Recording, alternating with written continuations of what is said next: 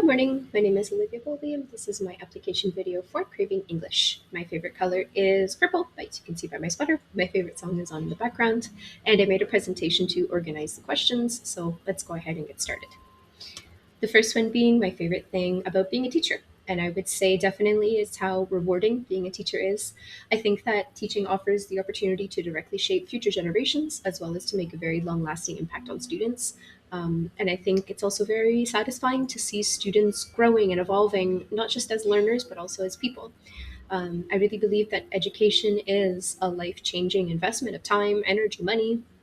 So to be a part of that process and such an integral part is incredibly special and rewarding.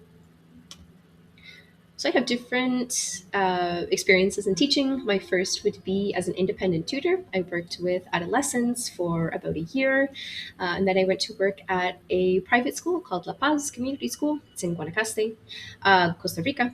I began working actually as the administrative assistant to the director, and then I was a teaching assistant in the third grade class, then homeroom teacher in fifth grade, and then finally the role that I was in for the most time at La Paz was as a guidance counselor. I worked with middle and high school students, and I had nearly 200 students under my care for all of their socio-emotional and vocational counseling needs. And most recently, I have worked with adults at Intensa. So I was an English teacher at Intensa, my previous job, and I worked with adults mainly. So I have experience working with both adults and children of all ages, really. Most of my experience is working with adolescents, but I also have experience working with younger children as well. So what do I find most challenging about being a teacher? Well, I think that teachers are often expected to occupy a lot of roles or to wear a lot of hats. I mean, obviously, our first and foremost role is as an educator, right? But I think sometimes too, teachers have to take on the role of therapist or a supporter or a technology helper or like a nurse or a chef if you're working with with children, right? And I think that can be very exhausting. There's a lot more to teaching than just delivering material, right? So for me, it's really important that I am proactive and I take care of myself before overexertion even becomes like a topic. So really preventatively taking care of myself. And also through my experience as a teacher, I've gotten a lot better at learning how to juggle those different roles. So it's something that I've definitely worked on.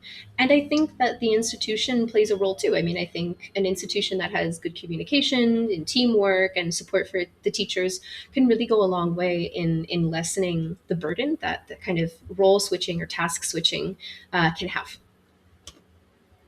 All right, so a challenge about learning a new language. Well, for me, learning Spanish, it would be learning to roll my R's.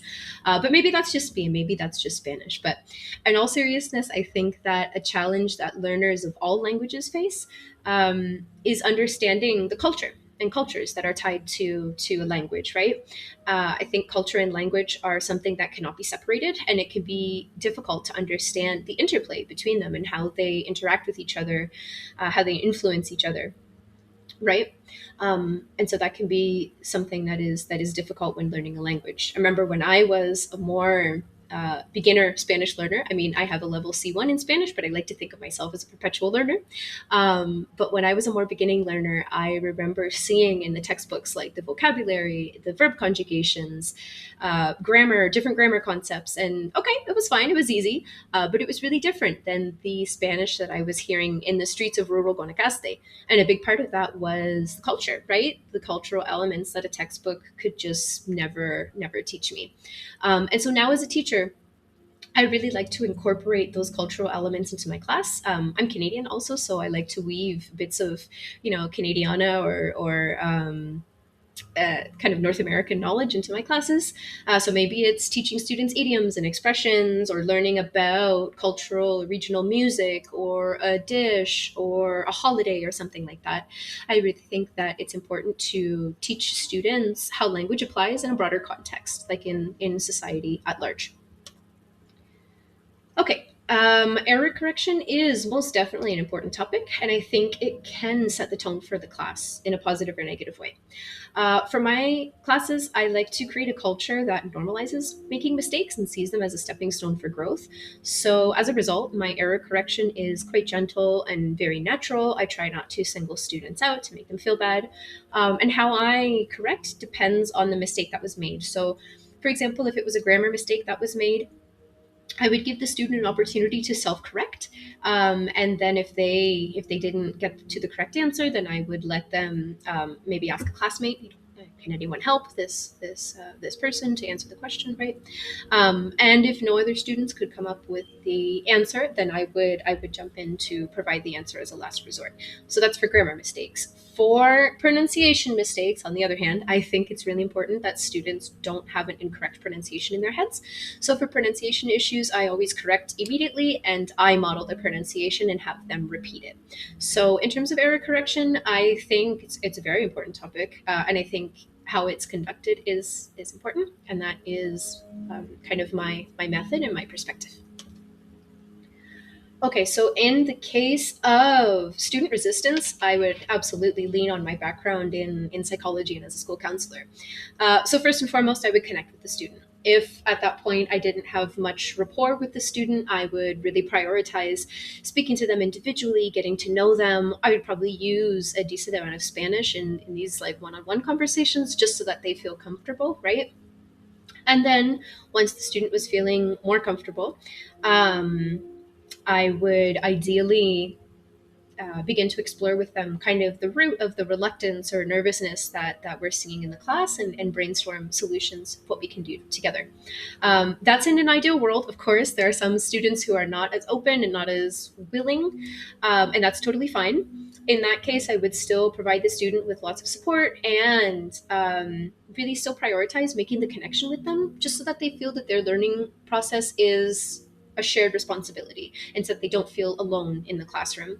And of course, I don't know what Craving English's policy is, but if it were necessary to report this to administration or like a coach or something like that, then of course I would follow any relevant company protocols. Okay, next question. Is company culture important to me? Yes, I think it is. I think it can, well, in my experience, I think it can make or break a job. For me, I think it's important to work with a company that aligns with my values and my mission. And some of those values would be, for me, would be clear and timely communication and expectations, things like inclusion, flexibility, the institution's trust in teachers' judgment and autonomy while providing necessary support. So, yeah, those are a few elements of company culture that I think are very important.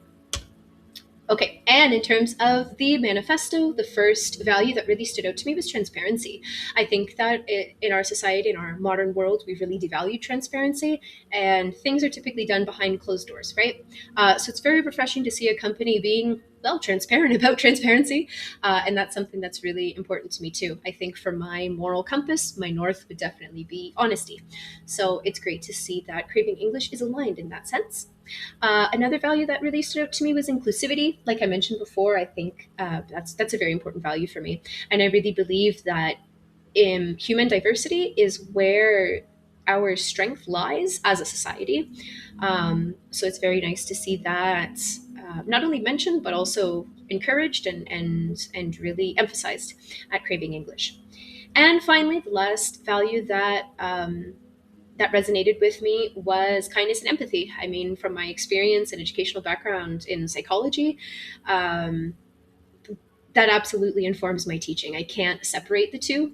And I think kindness and empathy are two of the values that I try very hard to embody in the class. So, yeah, there's definitely a lot of alignment with those three values. And finally, why would I like to teach with Craving English? Well, I would like to teach with you guys because from my bit of research, it seems that the community of educators and administrators seems quite supportive and cohesive. As well, I appreciate that the company offers opportunities for growth as I'm at a point in my career um, where I would like to evolve with a company or an institution. So I'm encouraged to see that there are growth opportunities. And yes, I think that I have a lot of experience and knowledge to offer, as well as a lot of patience, empathy, and hopefully a healthy dose of humor as well. So thank you very much for your consideration.